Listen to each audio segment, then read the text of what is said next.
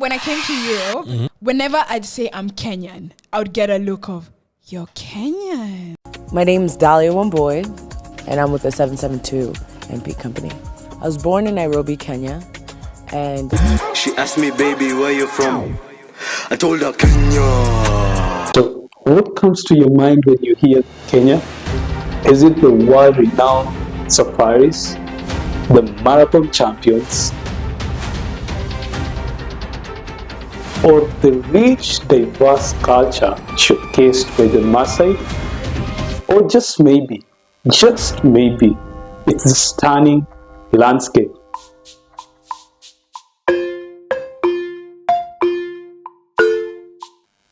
But hey, there is something darker that the world rarely talks about, and that is corruption.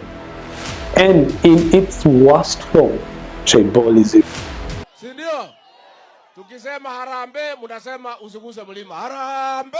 You see, tribalism in Kenya spares no one. The rich, the poor, leaders, and citizens, all of them suffer, and at the same time perpetuates it.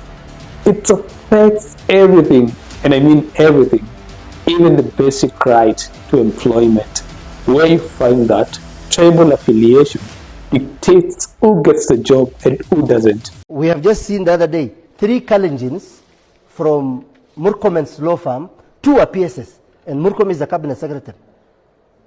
What does that show? It shows that the president is a Kalenjin. But wait, hasn't it taken enough from Kenyans? In 2007, 2008, if your memory serves you well, tribalism led Kenyans to turn against each other, with 41 tribes rising against one, the Kikuyus.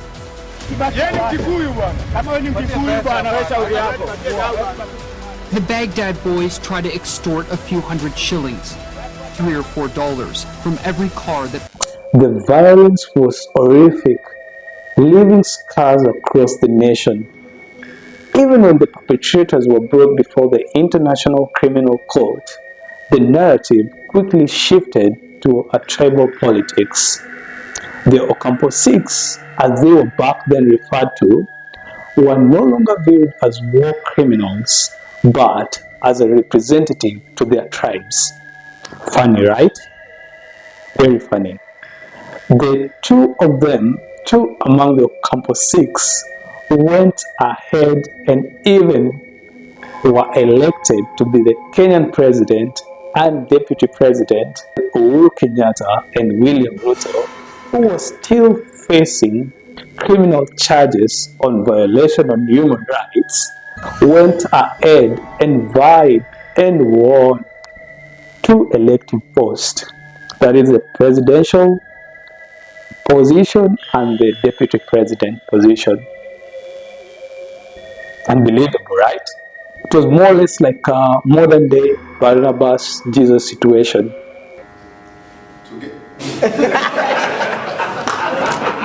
Hey, so that we're clear, in Kenya, cultural pride is not a problem, tribalism is.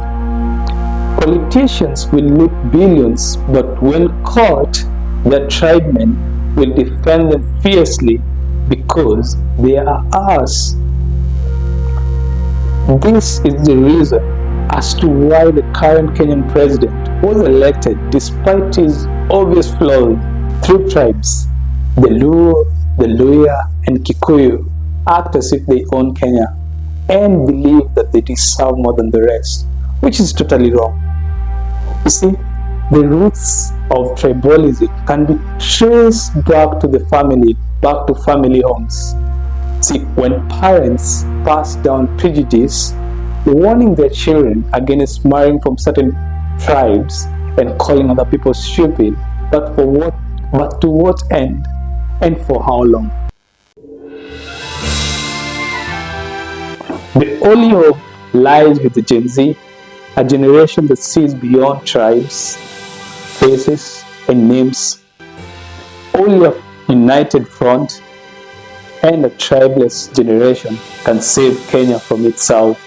That's it. That's the only thing.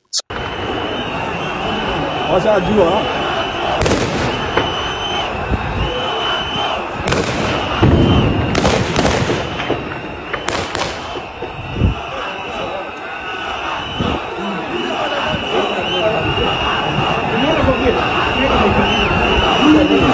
you.